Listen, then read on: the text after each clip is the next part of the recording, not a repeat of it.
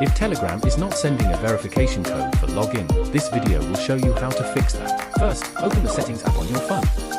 Now, tap on Connections. In this menu, tap on Mobile Networks. Here, enable the toggle next to data roaming.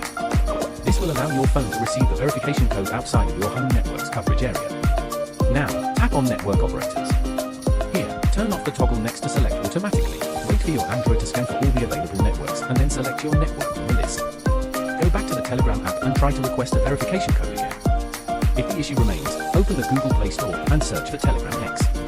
It is a different version of Telegram offered by the company and completely safe to use. Download and install it. Once installed, enter your Telegram phone number and then request the verification code again. If you still experience problems, use the link in the description we will show you what to do if Telegram is not sending a verification code on your iPhone. First, open the Settings app on your iPhone. Then, tap on Cellular. Now, tap on Cellular Data Options. Here, enable the toggle next to data roaming from this menu. Return to the Telegram app after this and request the verification code again. If the issue remains, head to the Settings app.